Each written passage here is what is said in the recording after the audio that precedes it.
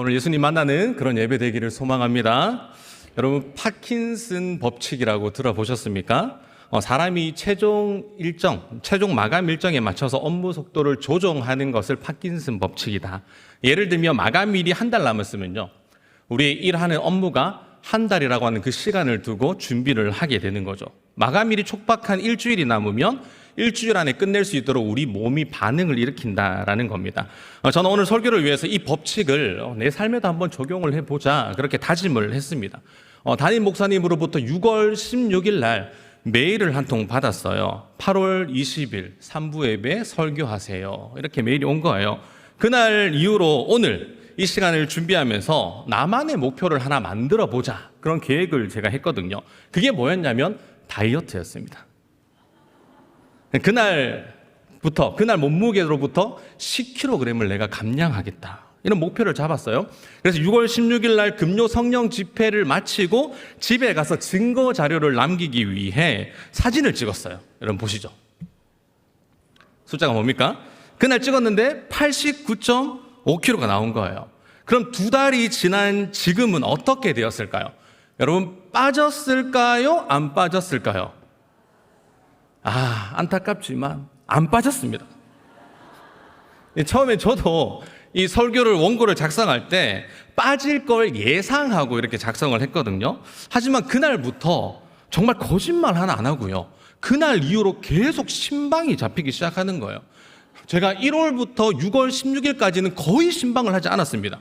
그때까지는 비교구 사역자였거든요. 근데 그날 계획을 딱 하고 나서 놀라운 신방이 잡히는데 그 신방 대부분이 뭐냐면 식사 신방이었어요. 제가 왜 실패했냐면, 여러분 예를 들어 설명을 해드릴게요. 어느 날 마귀들의 세미나에서, 여러분 마귀들의 세미나를 들어보셨습니까? 마귀들이 세미나가 열렸어요. 어느 날 마귀들이 모여서 세미나가 개최되었는데 그 세미나의 주제가 뭐였냐면, 어떻게 하면 예수 믿는 사람들을 쓰러뜨리고 신앙생활을 방해할 수 있을까? 마귀들도 교묘하죠. 그런 주제였습니다. 서로 자신들의 의견을 열변하는데 한 마귀가 이렇게 손을 두고 이야기하는 거예요. 예수쟁이들 아프게 해서 아무것도 못하게 합시다. 그 이야기를 듣던 다른 마귀가 이렇게 얘기합니다. 안 됩니다.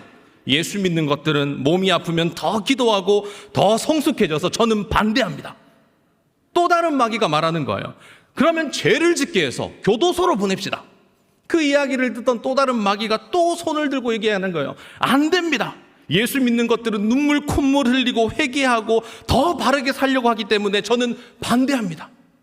마귀들이 머리를 막 싸매고 고민하는데 한 노련한 마귀가 그 상황을 지켜보면서 자리에서 일어나서 엄숙하게 이렇게 이야기하는 거예요. 예수 믿는 사람들이 기도하게 합시다. 주변에서 수군거리기 시작합니다. 마귀, 뭐야 저 마귀? 이상한 놈이네? 그 마귀가 계속해서 말을 이어가요. 그리고 열심히 전도하게 합시다. 주변에서 뭐라고 얘기하냐면, 저 마귀 맛이 갔어 지금. 막 이렇게 수군거리는 거예요. 그 마귀가 또 말을 이어가요. 성경도 열심히 읽게 합시다.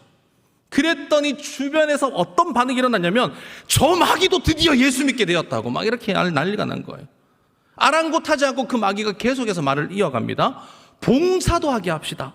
그때 마귀들이 참다 못해서 나 말리지 말라고, 저는 싸우겠다고 막 이렇게 얘기를 하는 거예요. 흥분하고 폭발한 상황이었습니다.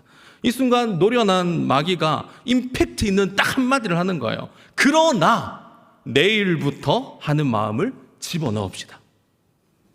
기도도, 전도도, 성경도, 봉사도 언제부터요?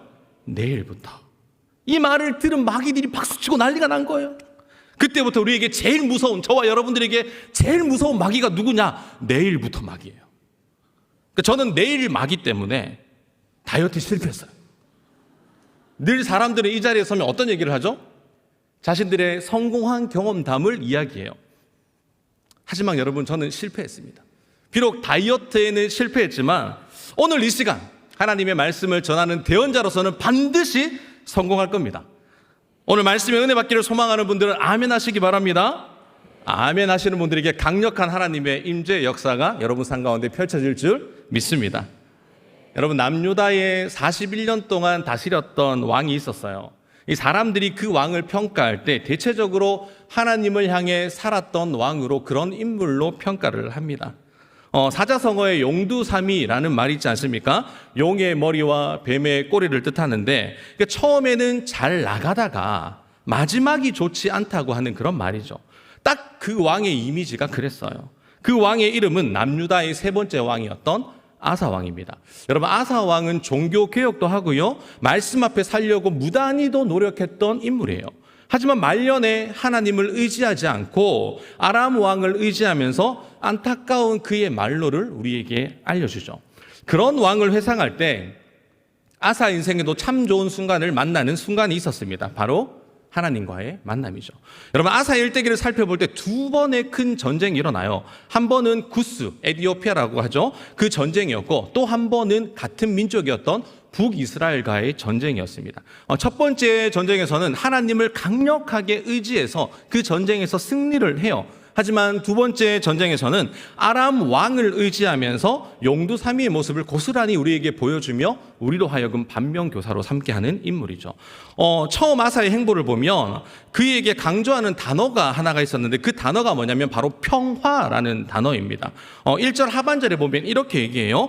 아사가 대신하여 왕이 되니 그의 시대에 그 땅에 10년 동안 평안하니라. 뭐라고요? 몇 년 동안요? 10년 동안. 그리고 5절 하반절에 보면 또 이렇게 얘기합니다. 나라가 그 앞에서 평안함을 누리니라. 그리고 6절에도 보면 이렇게 얘기해요. 여호와께서 아사에게 평안함을 주셨으므로. 그가 왕으로 군림하자마자 나라에 뭐가 임했다고요?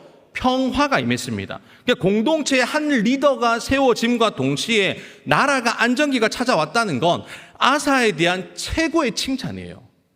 그럼 그가 무엇을 했기에 이처럼 평안함을 누리는 왕으로 군림할 수 있었는가? 여러분, 2절 말씀 함께 읽도록 하겠습니다. 시작. 선과 정의를 행하여 그 나라에게 평안이 임했다는 것은 하나님께서 인정하는 삶을 살았다, 그 말이에요. 그러니까 아사야는 그의 백성들에게 참 좋은 순간이었죠. 하나님께서 인정하시면 우리 삶 가운데 참 좋은 순간을 우리는 만날 수 있습니다. 여러분, 아사가 참 좋은 순간을 만날 수 있었던 이유, 그 이유가 뭐냐면 그는 늘 언제나 100% 주님이 원하시는 기도하는 삶을 살았기 때문이에요. 여러분, 기도할 때 참 평안이 임합니다. 믿으십니까? 그렇다면 우리도 평안한 삶을 위해 우리에게 뭐가 필요하다는 것을 지금 이야기하는 거예요? 늘 언제나 100% 주님이 원하시는 기도를 해야 한다는 거죠. 그런 의미로 오늘 참 좋은 순간을 만나는 방법 3가지를 제가 여러분과 함께 나누려고 하는데요. 그 첫 번째가 뭐냐면 일찍이 신앙이에요. 따라 하실까요? 일찍이 신앙. 여러분, 우리 속담에 보면 일찍 일어나는 새가 벌레를 잡아먹는다, 많이 들어보셨죠? 다른 사람보다 부지런히 노력하는 사람은 그만큼 더 많은 열매를 맺는다, 뭐 이런 뜻이에요. 그런데 요즘에 이 속담에 대해 해석이 다양하게 나오고 있습니다. 여기에 등장하는 인물이 몇 명입니까? 2명이에요, 2명. 그러니까 하나는 새이고 하나는 벌레입니다. 우리 속담에서는 우리가 사용할 때는 우리가 어떤 입장이라는 거예요? 새의 입장이다 라고 그렇게 전제하에 사용을 하는데요. 일찍 일어나는 새는 벌레를 어떻게 해요? 잡아 먹어요. 새의 입장입니다. 새의 입장. 여러분, 벌레의 입장에서는 일찍 일어나는 벌레는 누구에게 잡아먹힙니까? 새에게 잡아먹혀요. 벌레는 늦게 일어나는 게 더 유리한 거예요. 그러니까 이 속담의 벌레는 여러분 나쁜 의미를 이야기하는데요. 하지만 새로운 풀이에서는 벌레는 단지 새보다 약한 존재다. 그러니까 이처럼 우리는 강한 자와 약한 자로, 혹은 여러분 약한 자 사이에 강한 자로 오늘을 살아내고 있는 우리의 모습인 거죠. 오늘 아사는 강한 자였습니다. 왜냐하면 남유다의 왕이었거든요. 하지만 그 왕이 세상 앞에 서는 순간 무엇을 바라보냐면 약한 자로 서게 되는 거예요. 비록 남유다에서는 강한 자였지만 세상 앞에서는 약한 자로 참 좋은 순간을 만나기 위해서 그가 처음으로 준비한 게 뭐냐? 11절에 이렇게 이야기하죠. 아사가 그의 하나님 여호와께 부르짖어 이르되. 여러분, 아사는 늘 언제나 100% 하나님이 원하시는 기도를 했던 인물이에요. 그럼 그 아사가 언제부터 기도했느냐? 이게 중요하지 않습니까? 우리 7절 말씀 함께 읽도록 합니다. 시작. 아사가 일찍이 유다 사람에게 이르되 우리가 우리 하나님 여호와를 찾았으므로 그가 언제부터 기도했다고요? 일찍이 그는 기도하는 삶을 살았다라고 이야기를 합니다. 그래서 7절에 뭐라고 얘기합니까? 아사가 일찍이 유다 사람에게 이르되 우리가 우리 하나님 여호와를 찾았으므로 여러분 우리 삶 가운데 하루의 시작을 하나님으로부터 시작하는 것이 가장 중요하다. 그 말을 지금 하고 있는 거죠. 그럼 하루를 기도로 시작했던 인물이 하루의 마무리를 뭘로 마무리할까요? 당연히 기도로 마무리하는 인생이죠. 참 좋은 순간을 만나는 문을 두드리는 방법이 뭐냐? 기도입니다. 여러분 이 말을 오해하지 말고 드세요. 목사님 꼭 새벽기도 나가야 됩니까? 이렇게 받아들이는 분들이 있어요. 그렇게 받아들였으면 나오십시오. 그런데 그러지 않은 분들은 안 나오셔도 됩니다. 여러분 새벽기도 오면 좋죠. 하지만 건강상, 형평상 상황이 안 되는 분들이 여기 수두룩하게 앉아 계실 거란 말이에요. 새벽에 나와야 바른 신앙이냐? 저는 지금 그 말을 하는 게 아니에요. 하지만 우리에게 문제가 있거나 고민이 있거나 풀리지 않는 버거운 인생을 살아가시는 분들이라면 반드시 어떤 신앙을 회복해야 되냐면 일찍이 신앙을 회복하셔야 됩니다. 그 회복의 현장이 어디인가? 여러분 가정일 수도 있어요. 여러분이 운행하시는 사업장일 수도 있습니다. 여러분의 직장일 수도 있어요. 여러분들의 교회일 수도 있습니다. 하지만 하루의 시작을 하나님으로부터 내가 시작하는가? 그것을 여러분 점검할 필요가 있다는 거죠. 하나님으로부터 시작하지 않는 사람들에게 나타나는 특징이 있는데 그 특징이 뭐냐면 급하지 않거나 간절하지 않아요. 여러분의 인생에서 급하지 않고 간절하지 않으면 하나님을 찾을 일이 없죠. 그런데 여러분 제가 지금까지 수많은 사람들을 만나봤지만 급하지 않은 사람 단 한 명도 없었습니다. 간절하지 않는 사람 단 한 명도 없었습니다. 괜찮은 삶을 사는 것 같아요. 보여지는 삶은 너무나도 평안한 것 같습니다. 하지만 그 내면을 들어보면 다 뭐가 있었냐면 문제가 있었다는 거예요. 그 문제를 여러분 표현하지 않아서 그렇지 여러분 삶 가운데도 다 문제가 있습니다. 표현하지 않는 사람들의 특징이 뭔지 아십니까? 표현을 하지 않으니까 혼자 상상의 나라로 접속을 해요. 그래서 미리 걱정하고 근심하며 보내는 시간이 날로 늘어나는 거예요. 여러분 발생되지 않는 최악의 상황을 미리 상상하니까 힘든 거예요. 삶이 고달픈 거예요. 사랑하는 성도 여러분, 걱정과 근심의 나라로 접속하기 전에 먼저 기도로 접속할 수 있는 여러분들의 인생이 되어지길 간절히 소망합니다. 여러분 기도가 쌓이면 쌓일수록 두려움이 사라져요. 믿으십니까? 두려움이 쌓이면 그 두려움은 거대한 산이 됩니다. 큰 산이 되어버리죠. 기도로 시작하는 사람들에게 특징이 있는데 그 특징이 뭐냐면 어떤 상황을 만나도 어떤 순간을 만나도 하나님이 일할 것이라고 하는 그 강력한 믿음이 그 사람에게 있어요. 여러분 우리가 처하는 삶은 똑같습니다. 여러분들이 직면하는 그 광야요 똑같습니다. 다르지 않아요. 하지만 기도하는 사람은 그 광야를 그 두려움을 기도로 극복하는 사람입니다. 여러분 아사의 내용을 살펴보면요 가장 많이 등장하는 단어가 있어요. 그 단어가 뭐냐면 하나님을 찾다라는 단어예요. 무려 9번이나 나옵니다. 매 순간 하나님을 찾으면서 그의 두려움을 이겨냈던 인물이죠. 여러분 우리는 지체함 없이 하나님을 찾아야 됩니다. 지체함이 생기는 순간 발걸음이 매여요. 성경 인물 중에 여러분 데라라고 하는 인물 들어보셨죠? 그가 누굽니까? 아브라함의 아버지예요. 그의 이름의 뜻이 뭐냐면 지연시키는 자입니다.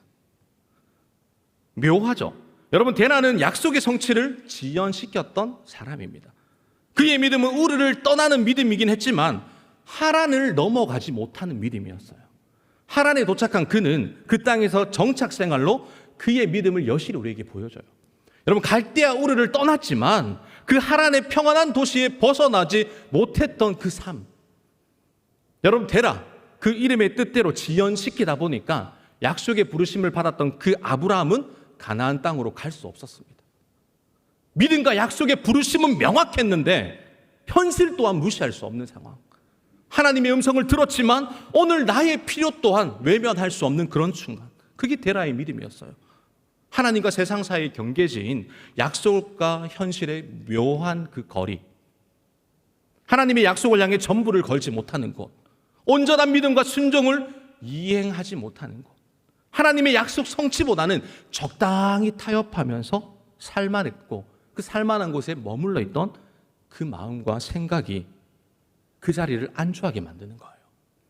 여러분 아브라함이 언제 그 자리를 떠납니까? 창세기 11장 32절에 보면 이렇게 얘기합니다. 우리 함께 읽도록 하겠습니다. 시작. 여러분, 데라의 죽음을 굳이 성경에서 이야기할 필요가 있을까요? 근데 이야기하는 이유가 뭡니까? 아버지 때문에 발목이 잡혔던 그가 이 데라의 죽음으로 자유롭게 이제는 믿음의 여정을 떠날 수 있었기 때문에 이 이야기를 하고 있는 거예요. 사랑하는 경산중앙교회 성도 여러분, 여러분에게 일찍이 신앙을 지체하게 만드는 건 뭘까요? 오늘도 가장 먼저 하나님이 아닌 나의 시선과 나의 발목을 움켜잡고 있는 나만의 데라는 무엇입니까? 여러분, 그 족쇄는요, 여러분 스스로 부셔야 됩니다. 참 좋은 순간을 만나기 위해 하나님께로 나아가는 그 지체하는 그 족쇄를 풀 수 있는 길은 오직 여러분들의 순간의 선택에 달려 있습니다. 여러분, 참 좋은 순간을 만나기 위해 오늘 지금 나의 발목을 잡고 있는 건 무엇입니까? 그것이 풀려지는 오늘의 예배가 되기를 주님의 이름으로 축원합니다. 참 좋은 순간을 만나는 두 번째 방법은 붙잡는 신앙이에요. 따라합시다. 붙잡는 신앙.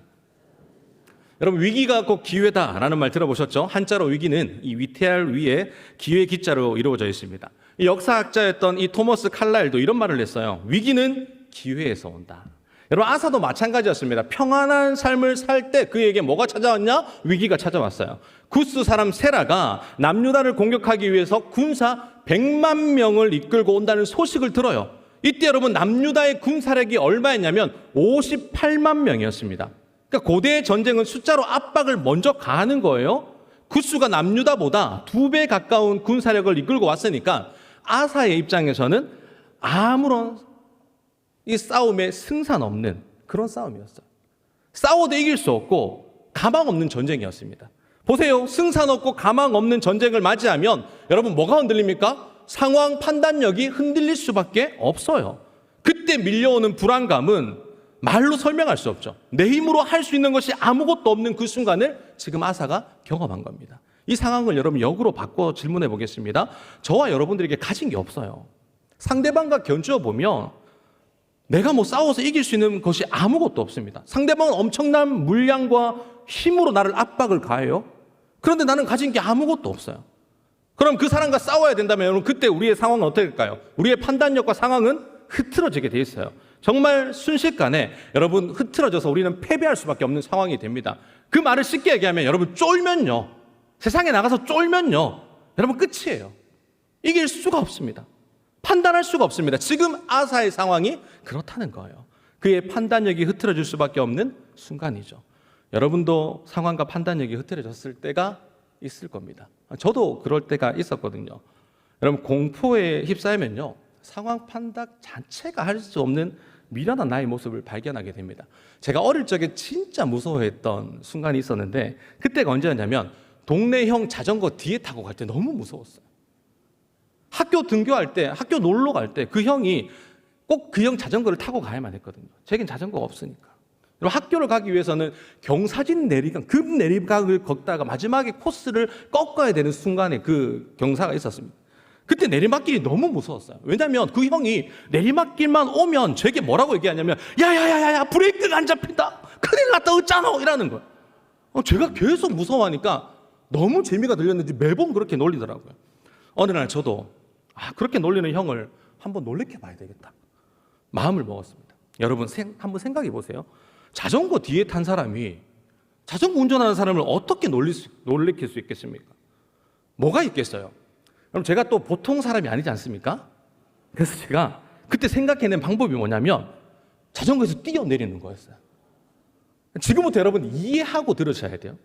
이건 여러분 올바른 정신으로 할 수 있는 제정신이 아닙니다. 이거는. 그럼 제가 보통 사람이 아니라고 했잖아요. 그 형이 놀리니까 나도 복수의 칼을 간 거예요. 형이 브레이크가 안 잡힌다고 하면 나는 그 순간 점프해서 뛰어내기로 결정을 한 거예요. 짜잔! 딱 뛰어내리고 짜잔 멈추면서 봐라! 이렇게 딱 얘기해주고 싶었던 거예요. 머릿속으로 시뮬레이션을 그려보니까 되겠는 거예요. 충분히. 그러면 그 형이 놀라겠지? 생각했던 거죠. 어느 날 결전의 날이 다가왔습니다. 그날도 어김없이 그 형이 저를 놀리는 거예요. 그래, 한번 해봐라. 나 뛰어내린다.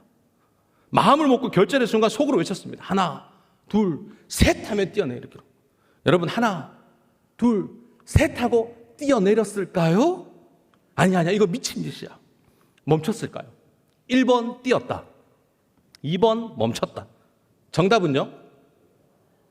역시 저를 정상으로 보시는군요, 여러분들은. 저는 정말 뛰어내렸습니다. 의자에 두 손을 힘차게 짚고요, 점프를 했어요. 그때 저는 하늘을 날고 있었습니다. 아, 하늘을 나는 기분이 이런 기분이구나. 하늘을 난과 동시에 이제 계획한 대로 뭐만 하면 됩니까? 착지만 딱 하면 되는 거예요. 상상했던 대로 짜잔 하려고 하는데 생각대로 되지 않는 거예요. 여러분, 발걸음이 멈춰지지 않는 겁니다. 그대로 가속력의 법칙에 따라 한여름 뜨거운 아스팔트 위에 그대로 제가 슬라이딩을 한 거예요. 여러분, 어떻게 되었을까요? 상반신부터 하반신까지 옷이 다 찢어지고 막 좀비가 되어서 피가 절절 나는 겁니다. 그런데 여러분, 정말 기적이 일어났어요. 제가 생각한 대로 되지 않았지만 처음 계획한 것처럼 정말 그 형을 놀래켜 줬습니다. 그 이후로는 또라이라고 판명받아가지고 저를 2번 다시 놀리지 않더라고요. 여러분, 상황과 판단력이 흐트러지면요, 이런 말도 안 되는 어이없는 실수를 하게 되어 있습니다. 여러분, 저는 이 경험을 통해 한 가지 사실을 명확하게 깨달았죠. 비싼 값을 주고 깨달았습니다. 아무리 상황이 힘들고 어렵고 판단력이 흐트러져도 붙잡아야 할 그 손을 놓치는 순간 우리는 상상할 수 없는 대가를 치르게 되어 있다는 거예요. 사랑하는 성도 여러분, 여러분 삶도 힘들 겁니다. 어려울 거예요. 힘들면 힘들수록, 내 삶이 무서우면 무서울수록 붙잡고 있어야 됩니다. 여러분, 그 붙잡고 있는 손을 떨어뜨리는 순간 우리의 결과는 처참하다라는 거예요. 여러분, 아사는 위기의 순간과 판단력이 흐트러질 수 있는 상황에서도 그는 언제나 그랬듯이 하나님을 붙잡습니다. 힘들다고 무섭다고 그 손을 놓으면 안 되는 거예요. 이게 여러분 어떻게 가능했을까? 가장 먼저 하나님과 연결된 삶을 살았기 때문에. 우린 상황에 따라, 환경에 따라 흔들릴 때가 많잖아요.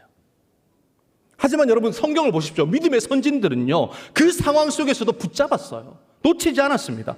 그들이 어려운 순간이 우리랑 달랐을까요? 아니요. 우리보다 더 했으면 덜했지 다르지 않았다니까요. 그들이 아무리 무섭고 힘들고 상황 판단 능력이 서지 않을 때도 내가 이것만큼은 찾고 있는다. 그 결단이 그들을 살게 하는 힘이었어요. 나를 살리실 분이 하나님이다. 그 사실을 잊지 않았습니다. 여러분, 거대한 벽 앞에서도요, 그 벽을 허물고 새로운 길을 허락하시는 것이 하나님이십니다. 선진들은 그 사실을 기억했어요. 그럼 우리 또한 그 사실을 기억해야 되지 않겠습니까? 우리가 하나님의 손을 놓치는 순간 여러분, 큰일 납니다. 무섭다고 두렵다고 손 놓는 순간 큰일 나요. 지금 여러분 상황이 막막하십니까? 말할 수 없는 현실의 벽 앞에 무너져 있습니까? 그럼 지금은 손을 놓아야 할 때가 아니라 하나님의 손을 꼭 붙잡고 있어야 될 줄 믿습니다. 그 사실을 명심할 수 있는 저와 여러분들의 삶이 되길 주님의 이름으로 축원합니다. 여러분, 참 좋은 순간을 만나는 마지막 방법은 의지하는 신앙입니다. 함께 따라할까요? 의지하는 신앙. 우리 11절 말씀 함께 읽도록 하겠습니다. 시작. 아사가 그의 하나님 여호와께 부르짖어 이르되, 여호와여, 힘이 강한 자와 약한 자 사이에는 주밖에 도와줄 리가 없사오니 우리 하나님 여호와여, 우리를 도우소서. 우리가 주를 의지하오며 주의 이름을 의탁하옵고 이 많은 무리를 치러 왔나이다. 여호와여, 주는 우리 하나님이시오니 원하건대 사람이 주를 이기지 못하게 하옵소서 하였더니. 아멘. 제가 정말 좋아하는 성경 구절이에요. 힘이 강한 자와 약한 자 사이에는 주님밖에 나를 도울 자가 없습니다. 나의 하나님이여, 나를 도와주세요. 내가 주를 의지하오니 사람이 주님을 이기지 못하게 하옵소서. 사랑하는 성도 여러분, 우리 늘 언제나 힘이 강한 자 사이에 약한 자로 살아가요. 세상은요, 강함 그 자체입니다. 여러분, 세상 속에서 힘겨운 인생을 살아가는 우리가 의지할 곳이 있다면 오직 하나님밖에 없어요. 나를 도와줄 수 있는 유일한 분이 하나님입니다. 지금도 우리를 도와줄 수 있는 유일한 분이 하나님 한 분밖에 없습니다. 여러분, 믿으십니까? 요즘 강한 자와 약한 자를 구분하는 방법이 뭡니까? 돈이 많으냐, 돈이 적으냐. 돈이 많으면 강자예요. 돈이 없으면 약자입니다. 여러분, 우리 인생에 정말 돈이 많으면 강자고 돈이 없으면 약자입니까? 이 미국에서 이전이지만 가장 부자였던 이 록펠러에게 이런 질문을 했어요. 당신은 얼마나 더 많은 재산이 있으면 좋겠냐라고 물었더니 그 물음에 아주 유명한 말을 하죠. 조금만 더. 미국의 45대 대통령이었던 이 도널드 트럼프에게도 물어봅니다. 당신이 자산이 얼마나 더 있으면 만족하시겠습니까? 라는 질문에 지금보다 10%만 더 있었으면 좋겠다라는 대답을 했어요. 여러분, 필리핀 마닐라에 가면 쓰레기 주우며 하루벌이를 하고 하루를 사는 사람들이 있습니다. 그 사람들에게도 동일한 질문을 했어요. 돈이 얼마나 더 있으면 행복하시겠습니까? 라는 그 질문에 지금보다 10%만 있으면 행복할 것 같습니다. 사랑하는 경산중앙회 성도 여러분, 여러분들은 얼마나 더 있으면 지금보다 행복한 삶을 살겠습니까? 얼마나 더 있으면 강한 자로 내가 이 세상을 살아낼 수 있겠습니까? 여러분들도 지금보다 10%만 더 있으면 행복하십니까? 하지만 여러분, 이 10%는 영원히 채워지지 않는 숫자입니다. 우리가 지금도 사모하는 그 10%는 영원히 채울 수 없는 우리의 모습인 거예요. 채울 수 없는 그것을 위해 의지하며 살아가는 것이 현실 앞에 서 있는 저와 여러분들의 모습이죠. 제가 여러분, 저도 채울 수 없는 이 돈 때문에 우리는 삶의 고뇌가 찾아오지 않습니까? 채울 수 없는 것을 의지했던 적이 있어요. 여러분, 어디 가서 이야기하지 마십시오. 제가 로또에 당첨된 적이 있어요. 여러분, 5등 말고요, 1등에. 몇 명 안 놀라시는구나. 네. 제가 군에 나와서 휴가 나왔을 때였거든요. 친구들이랑 편의점을 가는데 이 친구들이 로또를 사는 거예요. 그때 친구들이 구입하길래 저도 구입을 했습니다. 저희 아버지께서는 일약천금의 기회를 노리고 일평생 뭘 사신다면 복권을 사셨어요. 집에 가면 주택 복권부터 시작해서 대한민국의 모든 복권들이 서랍장만 열면 한가득인 거예요. 집을 몇 번 도배하고도 남을 만큼의 그런 것이 있습니다. 그 말은 무슨 말입니까? 한 번도 당첨된 적이 없다는 말이에요. 아버지는 정말 복권의 인생 역정의 희망을 품고 사셨어요. 제가 친구들과 같이 복권을 사고 아버지의 꿈을 이루어 드리기 위해서 그 복권을 아버지께 드렸어요. 그날 2,000원치 제가 구입을 했거든요. 얼핏 기억이 나지 않지만 아버지께 주면서 자동으로 했으니까 번호를 봤는데 7번과 14번은 딱 눈에 들어왔습니다. 그 번호에. 복권이 당첨되어 있던 이 토요일 날 저녁에 저는 친구들과 휴가 나와서 PC방에서 막 게임을 하고 있었어요. 우연히 당첨된 로또를 보는데 맨 앞자리가 7번인 거예요. 그 다음 번호를 보는데 14번이었습니다. 제가 두 가지 번호를 확실하게 기억한다 했잖아요. 그래서 설마.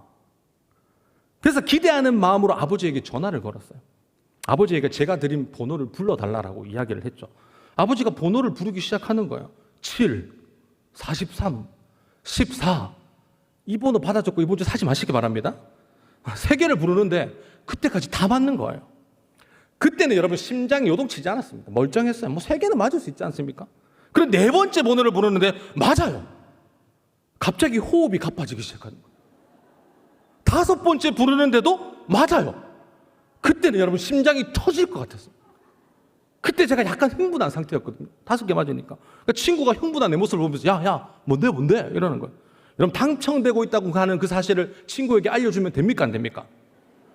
그때 사람의 악한 본성이 나오더라고요. 아니야. 아무것도 아니야. 그냥 게임해. 포크페이스를 유지하면서. 마지막 6번째를 번호를 아버지께서 부르시는데 저는 내가 멈췄습니다. 6개의 번호가 다 맞는 역사적인 순간이 일어난 거예요. 아버지에게 말도 안 하고 전화를 끊었어요. 그리고 혼자 어디로 가려면 화장실로 급히 달려간 거예요. 역시 우리 하나님 살아계셨어. 그러면서 세수를 하고 막 마음을 가다듬었습니다. 그리고 아버지에게 다시 한번 전화를 했죠. 아빠, 우리 복권에 당첨된 것 같아. 그랬더니 아버지는 당황하지도 않으시고 너무 냉철하신 거예요. 그게 무슨 소리냐라는 식으로 이렇게 얘기를 하시는 거예요. 제가 또 마음을 가다듬고 얘기했죠. 아빠가 아까 부른 로또 번호, 내가 준 로또 맞지? 그거 당첨됐어. 그랬더니 아빠는 바로 얘라 이 미친 새끼야, 네가 준 거 2개 맞아, 이러더라고요. 알고 봤더니 아버지가 제게 번호를 불렀지 않습니까? 방송에서 나왔던 그 번호를 고스란히 적었던 거예요.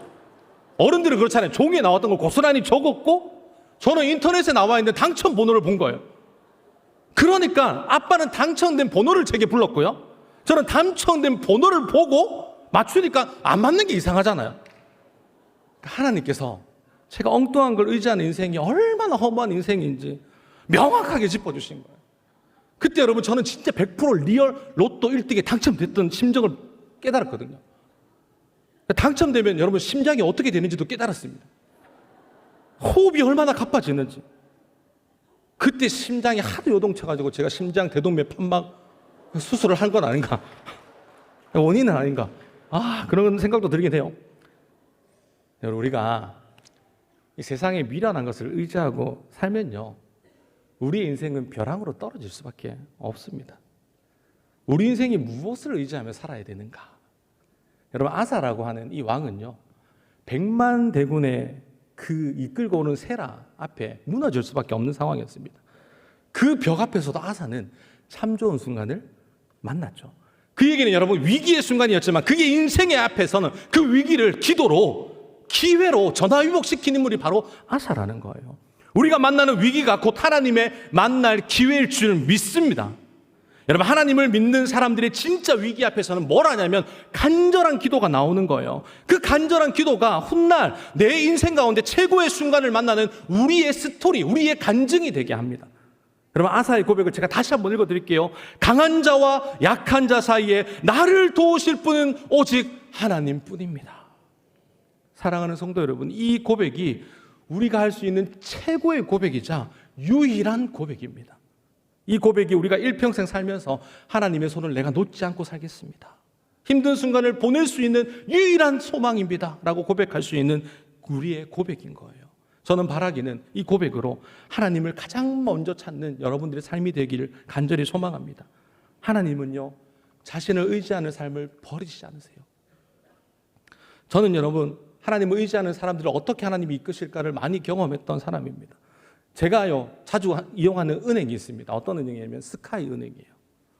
이제 아내와 결혼을 하면서 이런 다짐을 한 가지 했거든요. 우리는 신용카드는 만들지 말자라는 다짐을 했습니다. 없으니까. 지금까지 여러분 신용카드를 16년째 없이 살고 있습니다. 요즘 AI 시대 아닙니까? 그런데 저희 가족은요, 신용카드를 사용하는 법 1도 모릅니다. 이걸 어떻게 활부를 끊는지, 어떻게 해야 되는지도 몰라요. 그런 모르는 시대를 저는 지금 살아내고 있습니다. 살아오면서 여러분, 제 인생 가운데 신용카드가 없어 후회한 적이 있을까요, 없을까요? 있죠. 있어요. 지금으로부터 10년 전이었는데요, 그때 어머니께서 폐암 말기 환정을 받으시고 수술을 하셨습니다. 수술할 때는 제가 주변의 사람들에게 돈을 어떻게든 빌렸어요. 그래서 이제 약국에 가서 2주치 항암약을 처방받는데 금액을 보니까 몇십만 원이 나오는 거예요. 그때는 수술 비용을 빌린 상황이랬으니까 그 결제할 대금이 있었습니다. 하지만 2주 뒤가 문제였던 거죠. 제가 사방으로 아는 사람들에게 전화도 해봤고 돈을 구하려고 했는데 돈을 구할 수가 없었어요. 여러분, 그때 간절한 기도를 해도 하나님이 아무런 응답이 없었습니다. 2주의 시간이 흘러서 엄마와 검진을 받고 다시 이제 약국으로 향하는 차를 탔습니다. 제게 당시 그때 6만 원이 있었거든요. 그때 처음으로 이때 신용카드가 있었다면 어땠을까? 라는 생각한 때였습니다. 약국으로 가는 차 안에서 엄마가 제게 이렇게 물어요. 아들, 돈 있어? 그 물음에 제가 엄마 돈 없는데 내가 알아서 해볼게, 이렇게 이야기를 한 거예요. 그런 말로 그냥 얼머무렸죠. 그리고 정말 약국에 도착한 후에 혼자 이제 처방전을 약사에게 건네주고 기다렸습니다. 그때 제가 차에 계신 엄마를 보니까 눈을 지그시 감고 있었습니다. 제가 볼 때는 기도하고 계셨던 것 같아요.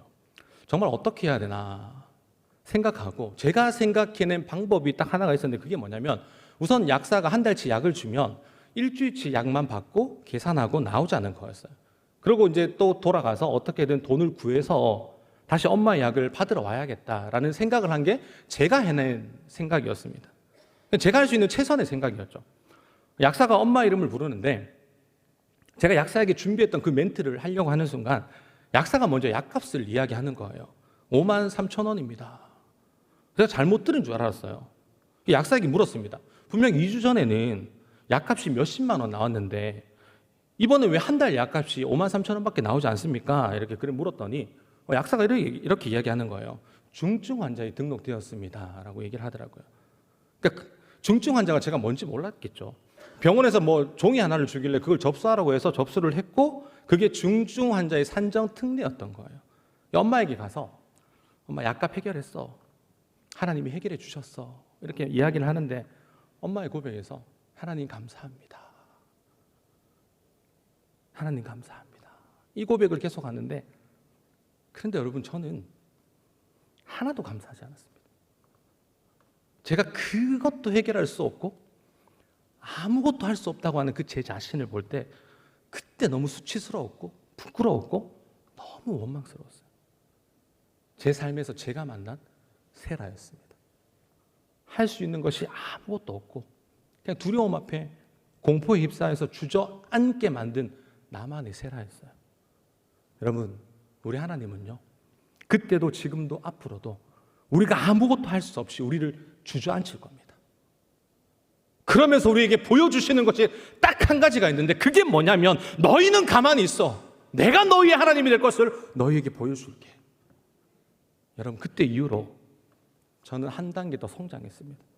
그 자리에서도 하나님께 나아가는 방법이 뭘까? 나의 부족이 그분 앞에 내어드릴 때 그분의 강함으로 덮여지는 그런 순간이었어요. 여러분, 여러분들은 무엇을 의지하고 살아가십니까? 저는요, 사실 지금도 두렵습니다. 이 길을 가는 게 두렵고 가장으로서 그 4명의 아이를 책임져야 되는 것도 두려워요. 근데 제 건강을 보면요, 그냥 두렵습니다. 하지만 여러분, 두려움을 방치하면 거대한 산이 된다고 하는 그 사실을 짧은 인생을 통해 배웠기 때문에 여러분, 저는 이 순간에도 참 좋은 인생이 되기 위해서, 참 좋은 순간을 만나기 위해서 그 두려움을 기도로 승화시키며 오늘을 살아내고 있습니다. 여러분, 오늘도 두려움을 뛰어넘으려고 용기 내는 자들에게 하나님께서 어떻게 찾아오는지 아십니까? 우리 마지막으로 12절 말씀 함께 읽도록 하겠습니다. 시작.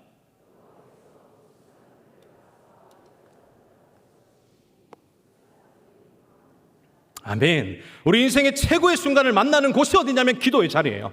여러분 보세요. 기도한 아사의 삶이 어떻게 되었습니까? 그 전쟁에서 이겼습니다. 기도했더니 전쟁에서 이겼어요. 여러분, 군사가 막강해서 이긴 게 아닙니다. 기도했더니 여호와께서 이기게 하셨어요. 우리 삶의 영혼이 남겨질 이름 하나가 있다면 여호와께서. 이 고백이 저와 여러분들이 할 수 있는 유일한 고백이 되길 소망합니다. 결코 여러분, 이 고백을 하기까지 쉽지 않는 인생을, 쉽지 않는 여정을 오늘도 내일도 살아내셔야 돼요. 그럼에도 불구하고 그 고백을 하는 자들을 여호와께서는 도우시고 이끄실 겁니다. 우리 마지막으로 화면에 나와 있는 저 갈로에 여러분들의 이름을 넣으면서 한번 고백하도록 하겠습니다. 함께 읽습니다. 시작. 여호와께서 내가 직면하고 있는 어려움을 박춘석 앞에서 치시니 그 어려움이 도망하는지라. 우리 한 목소리로 다시 한 번 더 여러분들의 이름을 넣으면서 고백하겠습니다. 시작. 여호와께서 내가 직면하고 있는 어려움을 박춘석 앞에서 치시니 그 어려움이 도망하는지라. 할렐루야. 그 고백을 할 때 우리의 두려움이 떠나가는 역사가 여러분 삶 가운데 펼쳐질 줄 믿습니다. 오늘도 그 역사대로 살아내는 이번 한 주가 여러분 순간이 최고의 순간이 되기를 주님의 이름으로 축원합니다.